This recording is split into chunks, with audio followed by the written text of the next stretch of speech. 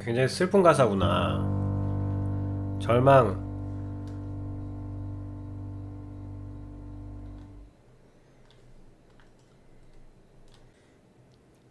내 인생에 더 이상 친구란 것도 없고 날 사랑해준 사람도 없고 날 믿어준 사람도 없지. 내 삶엔 더 이상 슬픔이란 것도 없고 행복이란 것도 없고 그리고 외로움이라는 것도 없는 거야. 다시 한번 말해볼 기회조차 없는 걸까? 내 마음이 산산이 부서지고 있어. 내 마음은 영원히 이렇게 방황하게 될 것 같아.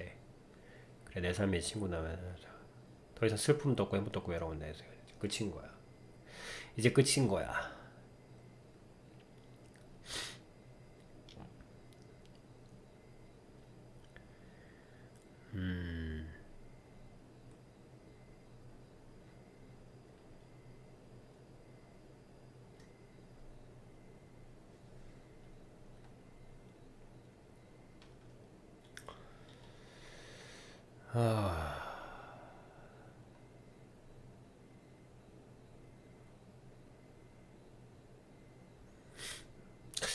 흐름을 분위기를 깨는 것 같지만 아,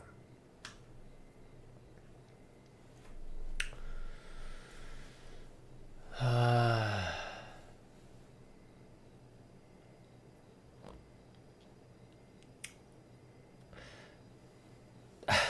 깨지 말까? 아비님도 마음의 끝자락까지는 다 가봤으니까 일부러 그런 것도 있고 내버려 둔 것도 있고 몰라서 간 것도 있고 그렇지만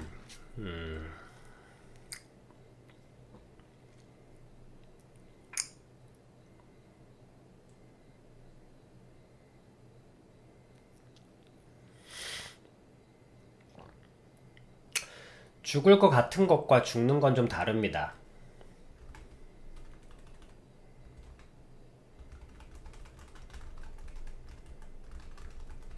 아, 이건 너무 또 아비님 속으로 해석하나? 죽을 것 같은 것과 죽는 건 좀 달라요.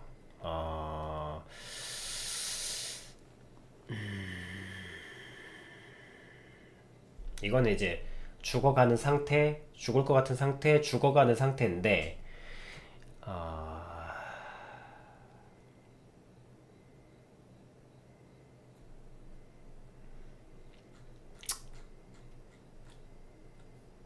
아비님 채널의 사람은 안 그랬으면 좋겠으니까 그렇게 뭔가 어른스럽고 뭔가 슬프고 쓸쓸하고 뭐라고? 멀게 깨기는 아...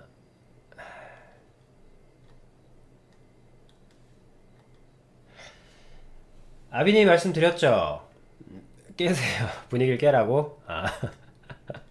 그래. 아비님은 죽음의 분위기를 깨고 싶어. 죽음 그거 즐겨서 뭐 하려고? 여러분 뭐 고독 씹어서 뭐 낭만 검객 될 거야? 뭐 낭만 시인 되려고? 죽음이 낭만스러워 보여? 여러분 뭐 쓸쓸하게 죽어가면 뭐 영화가 각도를 멋있게 잡아주니까 왜 뭐 뭔가 있어 보여?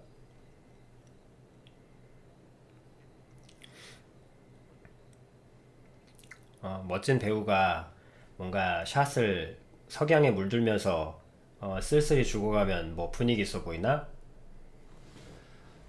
죽음이라는 건 여러분 결코 낭만스럽지도 않고 그리고 죽음 속에 있는 그 분위기가 상당한 중독성이 있다는 건 인정합니다. 여러분들을 이 중독이란 자체가 죽음이잖아. 중독이 생명은 자기 자신과 죽음은 자기 자신과 분리되는 겁니다. 죽음은 분리예요. 죽음은 분리야. 뭐 설명을 하자면 내 속에 있는 무언가가 물리적으로 설명할 수 없는 무언가가 있죠. 왜냐면 물리적인 뭔가 없다면 죽기 전과 죽기 후가 차이가 없어야지. 근데 분명히 생명이 죽으면 분명히 상태가 달라집니다. 갓 죽었기 때문에 썩진 않아요. 죽은 10초 후 아니, 죽은 1초 후에 세포의 상태는 그대로예요. 혈액도 그대로 돌고 있고. 하지만 무언가가 떠났습니다. 무언가가 없어졌어요. 어쨌든 1분 안에 10초 안에 1분 안에 10초 안에 어쨌든 1분 최소 1분은 지나야 세포의 괴사가 일어나니 죽음이 일어나니까 그 1분 동안은 육체적인 변화가 없습니다. 그런데 무언가가 떠났어요. 무언가가 없어졌습니다. 생명 속에서 어떤 부분이 빠져나갔습니다. 어떤 부분이 비어졌습니다. 어떤 부분이 분리가 되었습니다. 죽음은 분리입니다. 무언가 분리가 일어나는 거예요. 그 우울증은 육체는 아니지만 내 감정과 내 감정이 분리되는 거예요. 내 마음과 내 마음이 분리되는 겁니다. 죽음에 대해 설명하는 거예요. 곡은 멋있어. 나 신청곡에 넣을 거야. 나 신청곡 넣었잖아. 곡 너무 좋아. 인정해요. 문학적으로 인정하지 않는다는 게 아니야. 그렇지만 멋있게 맥주 마시면서 즐기세요. 맥주 마시면서 어떤 그 선율과 너무 잘 만든 곡이잖아. 되게 좋아. 역시. 이 멜로디 너무 좋다. 이렇게 즐기세요. 즐기지 말라는 게 아니고, 아비님은 그러나 이 가사에 동화되진 않으셨으면 좋겠다는 거죠. 이 친구의 슬픔 인정하세요. 이 친구의 슬픔을 느끼시지만 거기에 묻어가지 마시길 바라는 마음에 죽음은 불리고 그리고 중독이란 게 뭡니까? 중독이란 자체가 내가 통제할 수 없는 상황으로 내가 가버리는 거예요. 그러니까 내 의지와 내가 분리되는 겁니다.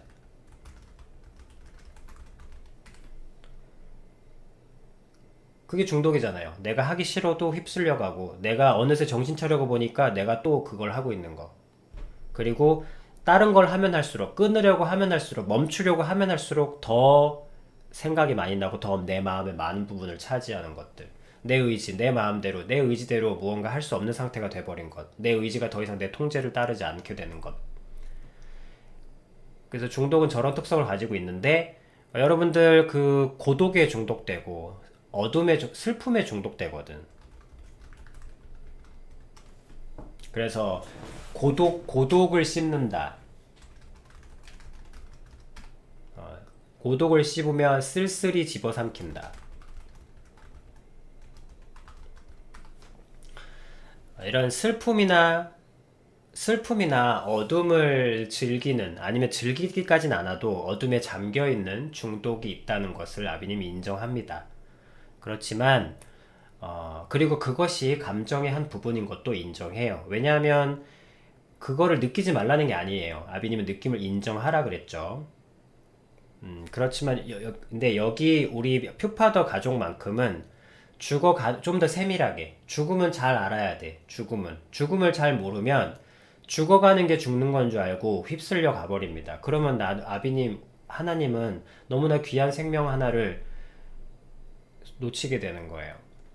물론 그렇게 하나님 실수 놓치진 않습니다만 표현이 그렇다는 거예요.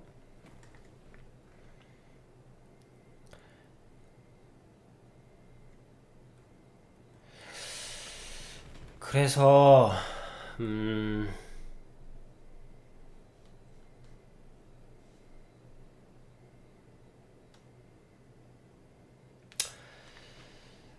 죽어가는 것과 이거는 이 곡은 이 곡의 상태는 죽는 게 아니에요. 죽어가시는 상태입니다. 죽을 것 같은 상태예요. 죽을 것 같은 상태는 감정의 영역입니다. 죽을 것 같은 거. 감정의 영역이에요. 그러니까 인정해 줘야죠. 그러니까 인정할 수 있는 겁니다. 이건 감정의 영역이에요.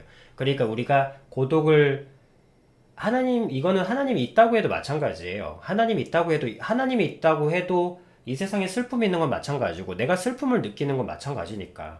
그리고 하나님이 감정을 주셨는데 하나님이 있다고 해서 내가 슬픔을 안 느껴? 그건 있을 수 없습니다. 예수님도 우셨거든. 죽음에 대해서 눈물을 흘리셨습니다. 감정은 막 무슨 로봇 같은 게 아니야. 모든 슬픔과 그런 죽을 것 같은 심정, 그걸 어떻게 우리가 공감합니까? 알 수 있죠. 우리가 감정으로 공감을 할 수 있지. 그래서 죽을 것 같은 상태, 죽을 것 같은 것과 죽는 것은 다르다는 걸 말씀드리고 싶은 거예요. 죽음은 다릅니다. 의지처럼 되게 독립적인 영역이에요. 죽을 것 같다고 해서 죽는 거 아니에요. 그렇게 따지면 이 세상에 술집에 있는 모든 사람들은 다 죽어야지. 술집에서 고개 숙이면서 술 먹는 사람들 대부분은 죽고 싶어 먹는 거거든? 죽을 것 같고, 내일 출근하게 다 죽겠다, 죽을 것 같다, 죽고 싶다, 다 죽고 하잖아. 근데 그건 감정의 영역이에요. 그래서 그 부분을 인정해주고, 공감해주고, 위로해주고, 다 해주시면 돼요. 하지만 죽는 것은 진짜로 죽는 거 말이에요. 진짜로 죽는 거는 완전히 독립적입니다.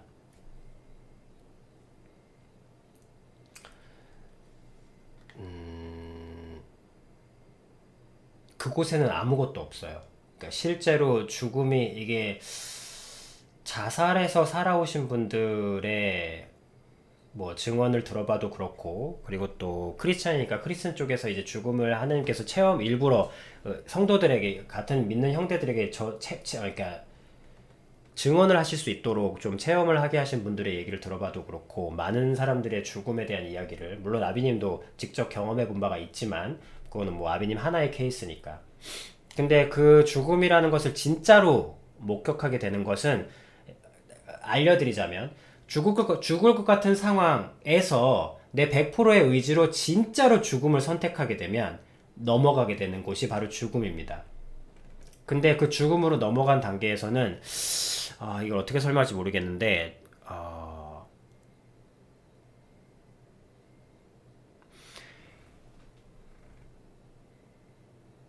그 어떤, 그러니까 감정을 넘어가는 거잖아. 여러분, 뭔가 그게 어떤 느낌이냐면, 여러분들이 감정의 영역을 넘어가는 거예요. 감정의 영역을 넘어가는 게, 그게 어떤 느낌이냐면,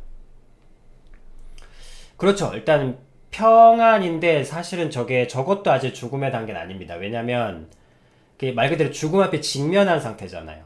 죽음 앞에 직면한 상태까지는 평안합니다. 그렇지만 죽음으로 직접 넘어가게 되면, 아...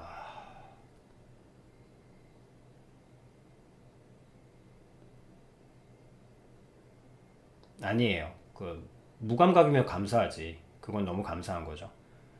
아... 이거 말로 어떻게 표현하지?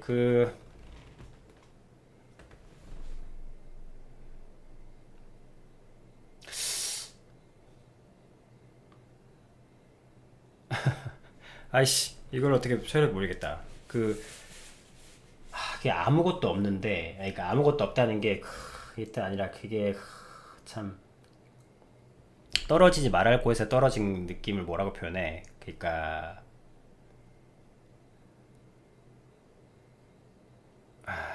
어떻게 표현하지? 아,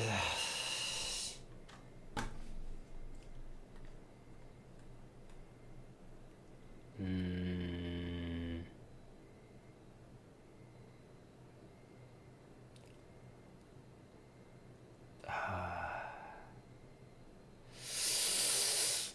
아니야. 이거 어떻게 표현해? 아씨. 그러고 보니까 표현을로 아비님이 만들어 본 적이 없네. 이거를 말을 하게 될 줄은 몰랐기 때문에. 아니. 그런 거 아니고. 그러니까 여러분들이 감정이 끝나는 그 느낌을 느껴본 적이 없으니까. 음, 그냥 오늘의 버전으로, 쉽게. 오늘의 버전으로, 어,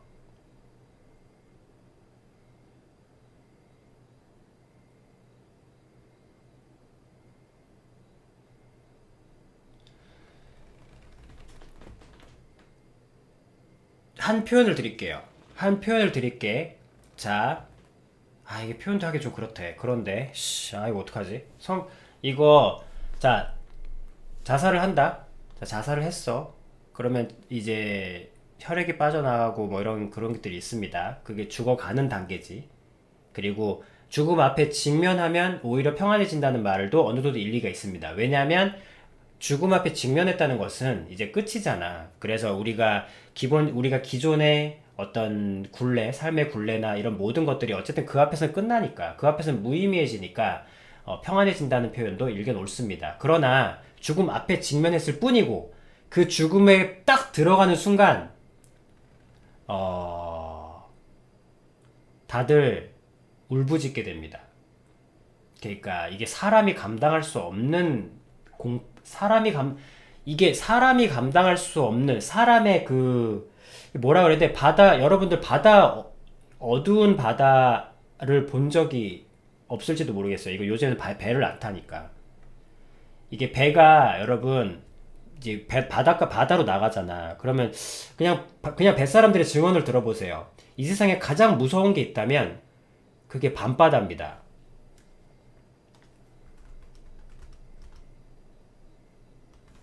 이 밤바다 여러분들은 그냥 낭만에서 해변에서 서서 보는 바다 말고요. 빛이 완전히 차단된 바다 있죠. 그 바다는 그 정말 큰 공포를 유발하거든요. 거기에 혼자 있는 느낌인데 이게 여러분들이 어, 빛으로부터 끊겨본 경험이 있는 것도 아니고 그래서 이걸 설명할 방법은 없는데 어쨌든 여러분 죽음으로 흘러가는 길들은 사실은 미디어가 굉장히 멋있게 묘사를 합니다. 죽음으로 가기까지는. 그래서 그 모습을 보고 약간 뭐 자살에 대한 어떤 멋과 동경이 이렇게 생기게 만들기도 해요. 사실은 이 자살을 하는 모습들의 장면들은 뭐 물론 이거를 사악하다고 볼 수는 없어. 왜냐면 죽어가는 모습을 되게 어쨌든 조명을 할 때는 이게 굉장히 멋있게 표현은 한 건 아니지만 진지하게 표현하잖아요. 진지하게 한 생명의 죽음을 진지하게 다루는 것을 우리가 뭐라 할 수는 없지. 하지만 이게 막 끔찍하게 다루진 않잖아요. 이게 뭔가 저렇게 하면 큰일 나겠다 싶을 정도로 다루진 않잖아. 여러분들이 한 번도 무언가가 완전히 끊어진 상태를 경험해 본 적이 없어요. 무언가가 완전히 끊어진 상태. 다들 그것이 외로움이든 괴로움이든 고독이든 무언가가 감정 속으로 연결돼 있습니다. 근데 그게 완전히 끊어져 버리게 되면 진짜 이게 우주에 혼자 있는 느낌, 그거 우리가 상상이 안 되고, 깊은 바다에 혼자 있는 느낌도 상상이 안 되니까 어떻게 전달할 방법은 없습니다만, 그냥 오늘의 버전으로만 설명드릴게요. 인간으로서 감당할 수 없는, 속았다, 큰일 났다, 내가 원한 건 이게 아니었어를 한순간에 알게 됩니다. 이게 내가 원한 게 아니었다라는 것은 모두가 한순간에 알게 됩니다. 왜? 인간이 감당할 수 없는 공포거든.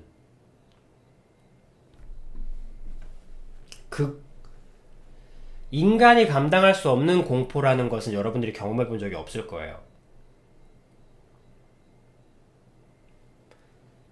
그러니까 여기서는 뭐라고 나왔냐면 그거를 이렇게 표현했어.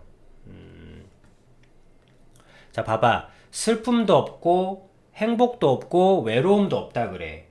근데 이건 그냥 없는 상태만 얘기하는 거예요. 그러니까 죽음의 문턱, 죽어가는 어떤 막 나르시스틱한 그런 순간이야. 죽어가는 것과 죽음은 다르다 그랬죠. 여기서 죽음으로 어쨌든 이분이 최종적으로 죽음을 선택하셔서 죽음으로 넘어가게 되면 이건 없는 상태만 존재하는 게 아니라 인간으로서 감당할 수 없는 인간의 한계를 그냥 우습게 넘어버리는 그 상태가 되어버립니다. 그래서 이건 내가 올 곳이 아니었어. 여기는 내가 있을 곳이 아니야. 나 잘못 왔어. 나 돌아갈래. 그러나 동시에 돌아갈 수 없는 그걸 다 똑같이 느끼게 됩니다.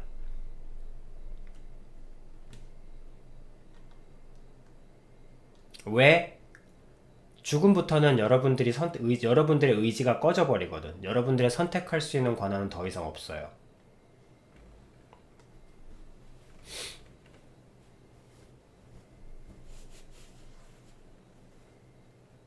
자, 죽음에 대한 많은 체험담들이 있으실 겁니다. 들어보셨을 거예요. 뭐 죽어보니 꿈결 같으라 이런 소리도 들리실 겁니다. 속지 마세요. 적지 마십시오. 막 죽음을 임사체험 해가지고 많은 얘기들이 들리실 겁니다. 그러나 여기 있는 동안만큼은, 아비님의 영향력 하에 있는 동안만큼은, 그것이 확연하게 거짓으로 드러날 때까지는 죽음에 대해서는 아비님의 말을 믿으십시오. 죽음으로 넘어가는 순간 여러분들은 죽음을 마지막까지 선택할 수 있었던 그 선택 권한이 나에게 있었다는 걸 여러분들이 자각을 못하고 있을 뿐이지, 그것도 선택할 수 있었음을, 이제 완벽하게 선택할 수 없는 상황이 됐을 때 어떠한 것이 닥치고 몰려오는지, 그러니까 그 모든 것이 뻥이었으며, 그 모든 것이 내가 착각이었고, 그 모든 것이 나 이러려고 죽은 거 아닌데, 엄청난. 근데 그때부터 선택권이 없습니다. 그때부터는 근데 성경에 그렇게 기록돼 있어요. 그곳에는 그 무엇도 없다고. 거기서는 여러분들이 생각하는 그 무엇도 없습니다. 오직 여러분들이 그러니까 지금 여러분들 죽는 게 뭐야? 이 사는 게 힘들어서 죽는 거 아니에요? 죽음은 끝이라는 강렬한 믿음. 그래서 내가 여러분들한테 광신도라 그랬죠. 여러분 무신론자들도 자기의 한계와 자기의 못남은 철두철미하게 믿고 있다고 그랬잖아. 믿음이 없다고 생각하는 사람도 자기 자신이 못났고 자기가 한계가 있는 존재에 대한 강렬한 믿음이 있다고 그랬잖아요. 마찬가지입니다. 죽으면 끝이라는 믿음의 광신도들이 자살을 하시는 거예요. 죽으면 끝교 광신도들이 자살을 하십니다. 근데 저 교리가 참이라는 걸 누가 증명해 주죠? 죽으면 끝교의 광신도들이에요. 이 세상에 믿음이 없다고 주장하는 사람들은 그런 믿음을 갖고 계신 겁니다. 이 세상에 믿음이 없다라는 믿음은 어디서 오신 겁니까?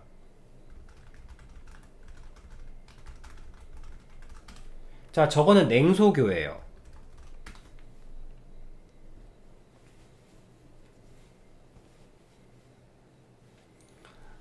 네. 하나님을 믿지 않고 죽는 모든 죽음을 이야기합니다. 그리고 여기서는 자살에 한정할게요. 죽음이라는 것도 몇 가지 종류가 있기 때문에 그것도 차차 말씀을 드리겠습니다. 근데 지금은 이제 자살 한정. 자살의 한정. 그러니까 아비님이 이 노래 가사에서 나온 거니까, 이 노래 가사가 얘기하는 게 뭡니까? 이 노래 가사가 이야기하는 게 뭐예요? 마치 자살을 암시하잖아요. 이 세상이 너무 힘들고 내가 이 세상에서 잡을 수 있는 모든 것들이 끊어졌기 때문에 나는 슬픔도 당연하고 행복은 꿈도 안 꾸고 외로움은 내게 익숙한 것이었으나 그 모든 것들조차도 그냥 이제 모든 것이 저물어 가고 이제 나는 그냥 끝으로 갈 거야.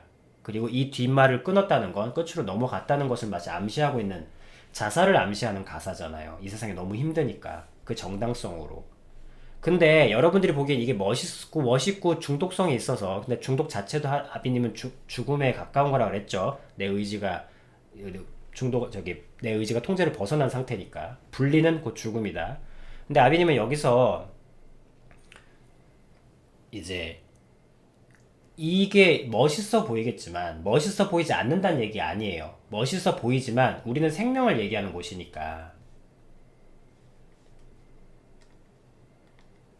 이 가사가 굉장히 멋있고 대단해 보이지만 이게 어떤 종교라는 겁니다. 이분 보나마나 무신론자일 거예요. 난 아무것도 안 믿어 를 믿는 교회예요. 난 아무것도 안 믿어. 이 세상에 신이란 없어. 그래, 무신론 괜찮아. 무신론은 좀 빼놓고 죽으면 끝이지 뭐. 우린 죽으면 끝이라는, 이게 죽음 끝교의 끝교 신자신 거예요. 되게 멋있어 보이지만, 멋있는 문체로 표현을 하셨지만 죽으면 끝교 독실한 신자이십니다. 근데 아비님이 묻고 싶은 건 그거예요. 죽으면 끝이라는 그 교리가 참이라는 근거가 어디 있냐는 겁니다. 그럼 이분들이 제시하는 근거는 내가 한 30년 겪어보니 그래.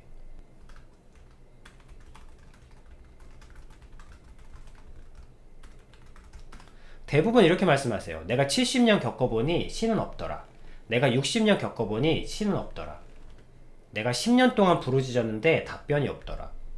다 이런 거예요. 근데 내가 말씀드리고 싶은 것은 뭐 누구의 부탁을 안 들어주는 거는 뭐 그렇게 설득력이 있을 수 있습니다만, 그러면 70년의 세월을 한 개인의 무언가를 안 들어줬다고 해서 죽으면 끝이라는 것이 그게 증거가 됩니까? 그게? 한 인생에 30년이라는 한 케이스가 본인의 체험이, 그러니까 본인의 체험이 없다는 거 아니에요.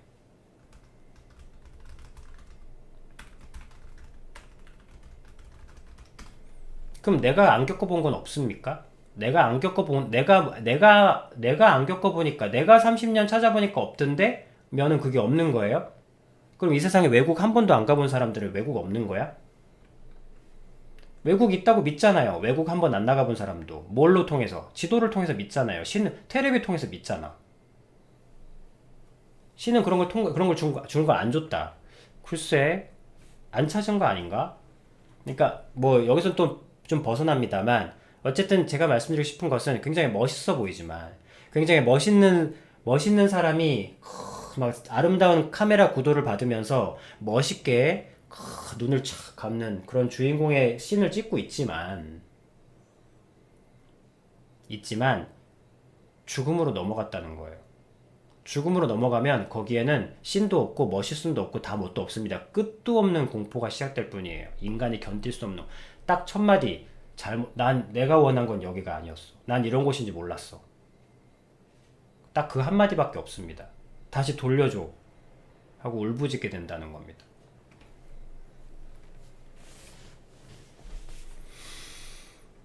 자, 그래서 방금 이 장면은 죽으면 끝교라는 신자의 교리라는 겁니다. 여러분들이 이 세상에 종교는 없어. 그런 종교를 갖고 계시는 거예요. 다만 제가 말씀드리는 건 그 종교를 가지신 게 잘못됐다는 게 아니라, 어떤 종교든 그 교리가 참인지 증명이 되어야 한다는 겁니다.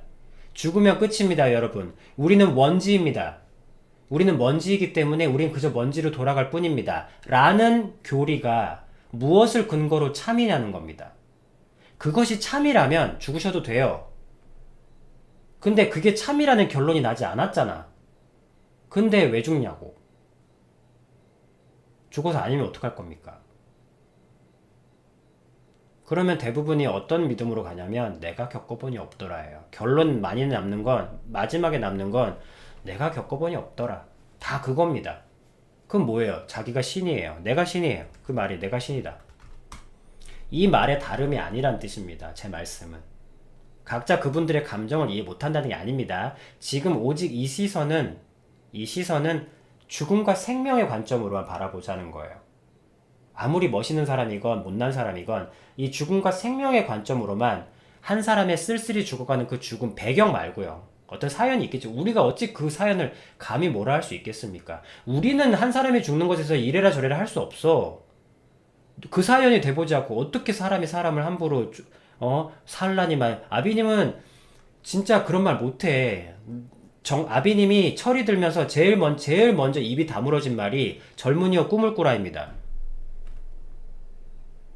아비님은 젊은이들한테 꿈꾸란 얘기 안 합니다. 왜? 꿈꾸겠다는 건 죽기보다 더 힘들겠다는 뜻이거든. 나는 여러분들 죽기보다 힘들게 그렇게 살게 하고 싶지 않아. 난 여러분들 편안하게 살고 싶고, 편안하게 살면서 좀 다 해주고 싶어. 한 개인이 한 개인을 함부로 죽내 만해를 평가할 수 없어. 다만 아비님이 얘기할 수 있는 것은 하나님의 관점으로, 신의 관점으로 보자는 거예요. 죽음의 관점으로 봤을 때 멋있어 보이는 저 사람의 죽음도 결국에는 내가 신이라는 자기 뜻의 다름 아니라는 겁니다. 본인 종교에 본인이 교주신 거예요. 그럴 때만 저렇게 죽음에 대한 확고한 믿음을 가지고 죽음을 들어가실 수 있는 겁니다. 그런데 하나님께서는 너희가 죽음을 보면 견딜 수 없을 거라고, 죽음은 인간이 감당할 수 없는 것이라고 하셨습니다. 그 말은 바꿔 얘기하면 인간이 감당할 수 없는 고통이라는 겁니다. 그래서 우리를 예수님으로 옷 입히시는 거예요. 그 죽음을 견딜 수 있도록. 그러니까 예수님은 지금 상황에 표현하자면 우주복인 거지. 인터스텔라에 나오는 이 진공 상태에서 터져버리지 않도록 어는구나. 마이너스 200 몇십 도니까 얼어버리겠구나. 얼지 않도록 이 우주를 감당할 수 있도록 예수님께서는 이 우주복을 주신 거예요, 우리한테. 그러면 이 우주복을 주시면 비로소 죽음을 이기게 되고 우주를 관광할 수 있게 되는 거죠. 하나님께서 너희가 이 우주복을 입어야만 가능하다고 말씀하시는 게 바로 복음이라는 것입니다. 그리고 아비님은 여러분들에게 이 우주복에 대한 설명을 하고 있는 거예요. 그리고 우주에 대한 설명을 하고 있는 것이고, 우주는 보기엔 아름다워 보이지만 무섭도록 인간의 기준에서, 인간의 육체라는 기준에서 무섭도록 냉정하고 무섭도록 공포스러운 곳입니다. 끝도 없는 어둠, 끝도 없는 영원. 그러나 우주복이 있고 우주선이 있고 빛이 있다면 그 모든 어둠들은 다 찬란한 영광이 됩니다. 우주복을 아비님은 입혀드리고 싶어요. 아니면 전해드리고 싶습니다. 그 우주복을 입고 죽으시면 무시무시한 공포가 아니라 예수님께서 여러분들을 맞아주실 겁니다. 안아주실 거고.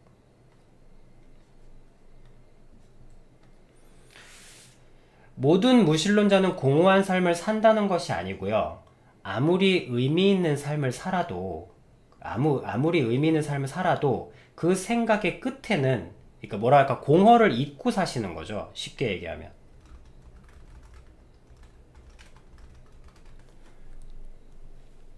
무신론자들의 대부분은, 좀 시간이 넘어가는데 아비님이 좀 15분만 더 쓸게요. 10분만 더 쓰겠습니다. 10분만, 요 얘기만. 무신론자는 뭐라 그럴까, 각자 즐기는 것이 있습니다. 그러니까 아비님이 말씀드린 건 무신론자라고 하지만 각자 믿는 것들이 있어요. 그러니까 무신론자라고 해서 모든 걸 안 믿는 게 아닙니다. 그냥 신이 있다는 것만, 그러니까 무신론이 뭐야? 신이 없다고 믿는 거잖아. 근데 신이 없다고 믿는 사람들은 그냥 안 믿는 상태에 있는 게 아니라 무언가 각자 믿는 게 있습니다. 그게 지식일 수도 있고, 대부분은 과학을 믿어요. 대부분은 과학을 믿습니다. 그래서 옛날에는 내가 과학을 믿는데 어떻게 내가 성경을 믿을 수 있겠냐.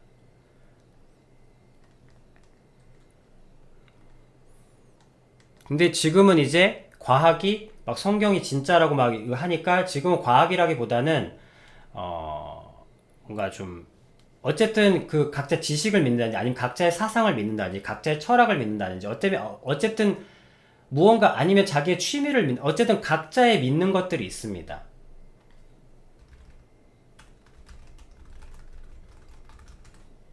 각자의 믿는 것들이 있어요. 뭐 미양 같은 경우는 뭐 도자기를 믿는다든지 도자기에서 느껴지는 어떤 감각을 믿는다든지. 아비님이 오해하시지 말 것은 각자의 믿는 것들이 좋은 것이라는 거예요. 뭐 나쁜 걸 즐기는 게 아니잖아. 무언가 도자기를 만들어서 어떤 사람은 어떤 사람은 봉사나 이런 것을 믿으시는 분들도 있어요. 되게 멋있는 분들이죠. 이 세상을 위해서 무언가 의약품을 개발하고 뭐 이런 것들을 하는 것들이 있습니다. 그런데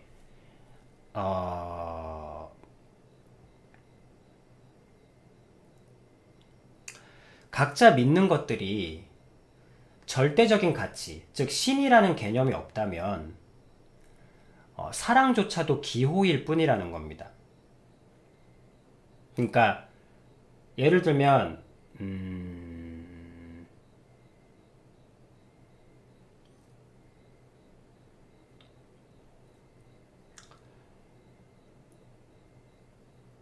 각자 그 끝, 자기가 의미를 두고 있는 것이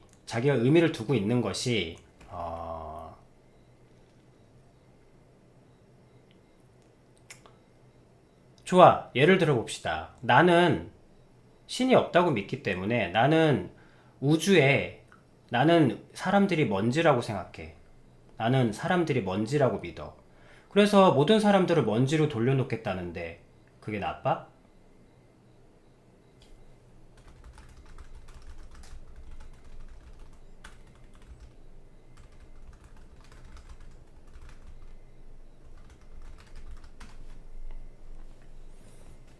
라고 했을 때 어...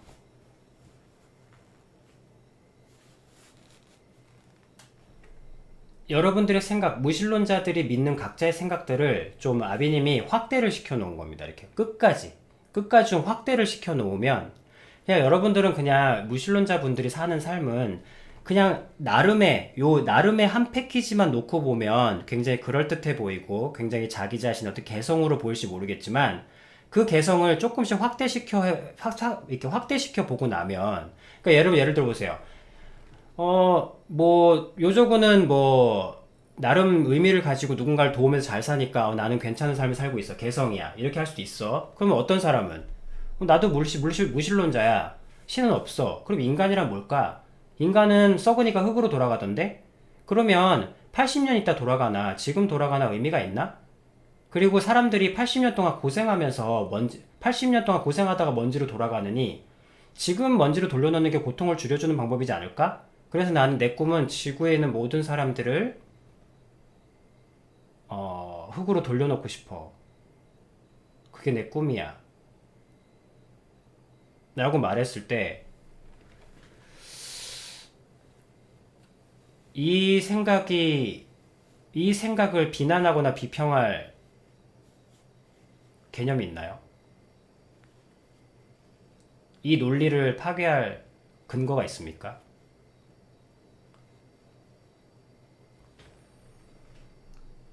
근데 공허라는 말이 무슨 말인지 모르겠지만 공허도 죽음의 속성이라면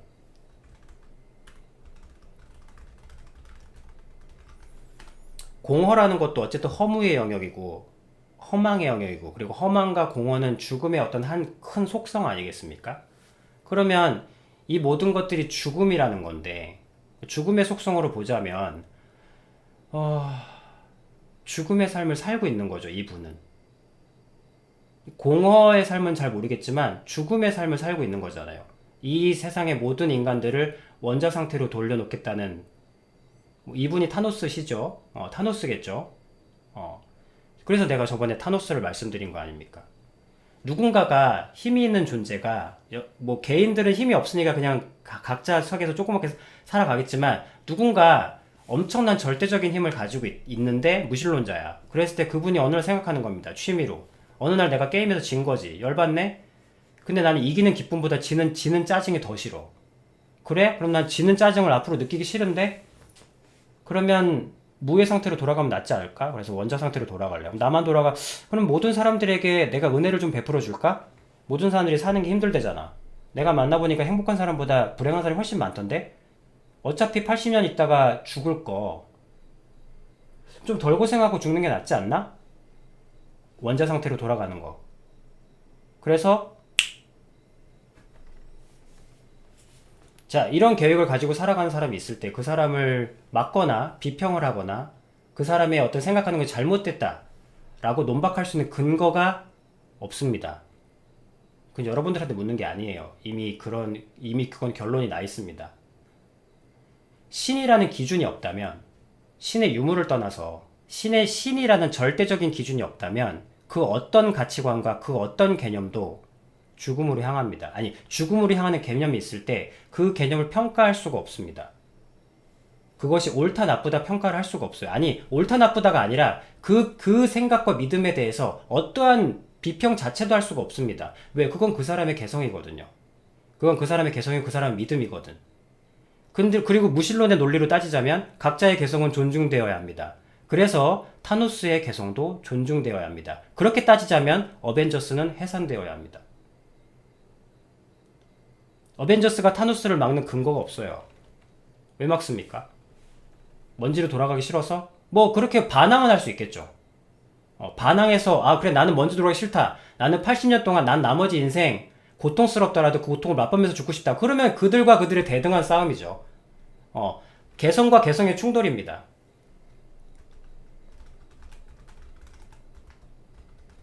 자, 아빈이 말씀드린 것은 그렇게 따지면 어벤져스는 개성과 개성의 충돌인 겁니다. 선과 악의 싸움이 아니에요. 모든 마블스, 모든 여러분들의 애니메이션은 선과 악의 싸움이 아니게 됩니다. 그러면 개성과 개성의 충돌이죠. 그리고 모든 개성들은 좀 확대시켜 놓고 나면, 예를 들면 뭐 여기까지 더 이상 가면 안 되니까 이 정도로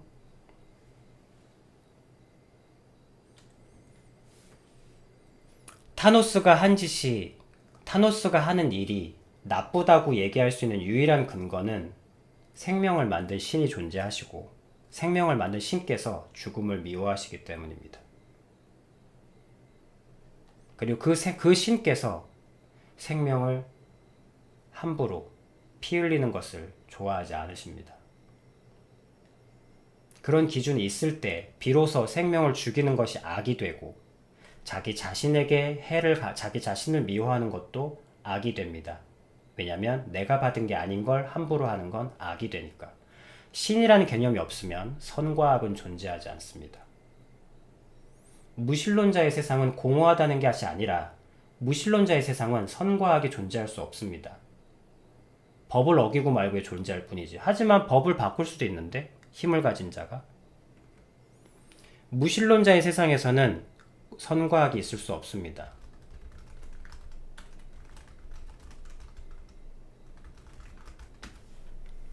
그리고 선과 악이 없는 곳에서, 무신론자를 떠나서 선과 악이 없는 곳에서 사는 인간은 반드시 죽음과 피를 즐기게 되어 있습니다. 멸망으로 향합니다. 그건 역사가 많이 증명하고 있어요. 역사 속에서도 많은 역사서들이 그렇게 선과 악이 없는 상황에 인간이 놓였을 때 천사가 되는 케이스는 불행하게도 아직 한 건도 없었습니다. 찾으시면 저한테도 연락을, 그리고 그걸 찾으시는 분은 아마 전설적인 인물이 되실 겁니다. 하지만 인간의 전제는 약합니다. 그래서 선보다 악으로 훨씬 더 많이 끌려요. 그래서 하나님께서 한탄하셨죠. 어떻게 사람은 어떻게 그렇게 악에 쉽게 끌리는가? 50대 50의 상황에서. 자, 여기까지 말씀드리겠습니다. 이거 너무 어려운 얘기인가? 힘들까? 미안해요. 그래도 여러분들이 좀 더 크면 이해할 수 있지 않을까? 마지막 곡 들으시면서 내일 뵙도록 하겠습니다. 너무 듣기 어려워도 지금 당장 안 알아들어도 되니까